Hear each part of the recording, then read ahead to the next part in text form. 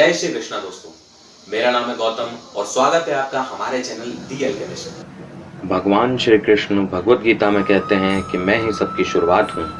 मैं शुरू से भी पहले था और सब खत्म होने के बाद भी रहूँगा।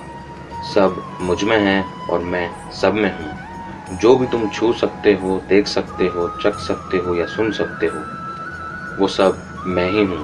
ये नदियाँ, पहाड़, चांद, सूरज, ग्रहण, सितारे सब मैंने बनाए हैं। मैंने ही भगवान, राक्षस और इंसान बनाए हैं। मैं सर्वव्यापी हूँ, सब में रहता हूँ, सब में मैं हूँ, मैं ही हूँ। दोस्तों, आज के इस वीडियो में हम बात करेंगे भगवान श्री कृष्ण की नगरी वृंदावन में स्थित निधिवन की। दोस्तों, विधिवन से जुड़े बहुत सारे मिथ हैं। मिथ में ये कहा जाता है कि रात को लगाया हुआ भोग सुबह झूठा पाया जाता है, या फिर निधिवन में स्थित पेड़ जो कि ऊपर की ओर ना बढ़ते हुए नीचे जमीन की ओर बढ़ रहे हैं। इसके अलावा भी कई सारे मिथ निधिवन से जुड़े हुए हैं। अब इन सारे मिथों में क्या कुछ सच्चाई है?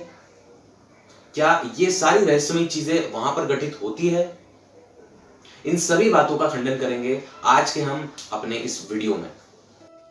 धार्मिक नगरी वृंदावन में एक बहुत ही पवित्र और रहस्यमय स्थान है। स्थान का नाम है निधिवन। मान्यता है कि भगवान श्री कृष्ण गोपियों संग आज भी रात्रि में यहाँ रास रचाते हैं। यहाँ स्थित रंग महल में शयन करते हैं और यहाँ रखा प्रसाद ग्रहण करते हैं। ये मान्यताएं दोस्तों कुछ ऐसी है कि जिन पर विश्वास करना थोड़ा कठिन है। मथुरा जिले के वृंदावन में लाखों लोग आज बांके बिहारी के दर्शन करने जाते हैं। निधिवन के पंडित और महंत बताते हैं कि हर रात भगवान श्री कृष्ण के कक्ष में उनका बिस्तर सजाया जाता है, दातून और पानी का लोटा रखा जाता है। जब सुबह आरती के लिए कक्ष खोला जाता है तो लोटे का पानी खाली, प्रसाद झूठा, कमरे का सामान बिखरा हुआ और गीली दातून मिलती है।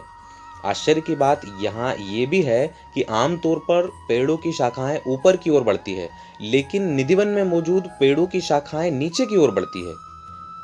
एक बात और हैरान करने वाली ये भी है कि पेड़ों के तने यहाँ पूरी तरह सूखे हुए हैं, लेकिन इनकी पत्तियां हरी भरी हैं। कहा जाता है कि इन पेड़ों की संख्या लगभग 16,108 है, जो कि उनकी पटरानियां हैं। भगवान श्री कृष्ण शाम ढलते ही गोपियों संग निधिवन में रास रचाते हैं। कहा जाता है कि यहाँ कभी घने वन हुआ करते थे और इन्हीं वनों में कदम्ब के वृक्षों पर भगवान श्री कृष्ण राधा और गोपियों संग क्रीड़ा करते थे। इस डर से कि कहीं रात्रि में गलती से निधिवन में नजर ना पड़ जाए, आसपास के लोग अधिकतर घरों में खिड़कियां ही नहीं लगाते हैं। जिनमें खिड़कियां हैं वे शाम की आरती के बाद उन्हें बंद कर देते हैं।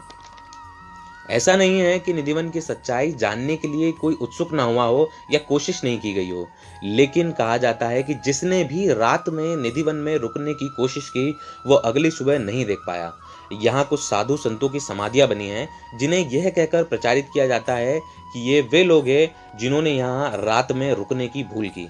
कहते हैं कि निम्बार्क संप्रदाय के स्वामी हरिदास, जो कि संगीत सम्राट तानसेन के गुरु भी थे, उन्होंने वृंदावन शहर को बसाने में महत्वपूर्ण योगदान दिया है। लोग ये भी कहते हैं कि बाबा हरिदास और कोई नहीं बल्कि पिछले जन्म में भगवान श्री कृष्ण की गोपी ललिता थे। 15वीं सदी में उनका जन्म मथुरा के पास एक गांव में हुआ। उन्होंने यमुना नदी के किनारे अपना आश्रम बनाया। कहते हैं कि उन्हें भी निधिवन में साक्षात भगवान श्री कृष्ण के दर्शन हुए थे।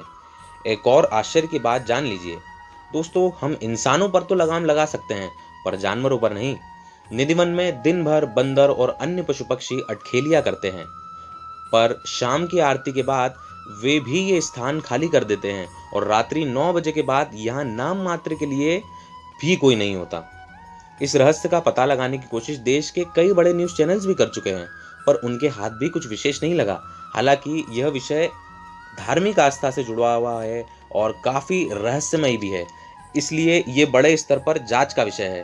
हालांकि एक वास्तुकार है जिनका नाम कुलदीप सलूजा है, कहते हैं कि निधिवन का वास्तु ही कुछ ऐसा है कि जिसके कारण ये जगह रहस्यमय ही लगती है, और स्थिति का लाभ उठाते हुए यहाँ के पंडित, पुजारी और गाइड इस भ्रम को फैला रहे हैं।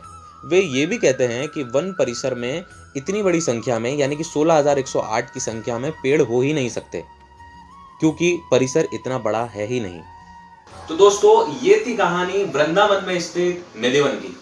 उम्मीद है आपको ये जानकारी बहुत पसंद आई होगी। इसी तरह के और वीडियोस देखने के लिए हमारे चैनल को सब्सक्राइब कर लीजिए, वीडियो को लाइक जरूर करिएगा, साथ ही कमेंट करके हम किस टॉपिक पर वीडियो बनाएं ये भी आप हमें बता सकते हैं। Thanks for watching. बने रहिए द अल्केमिस्ट के साथ।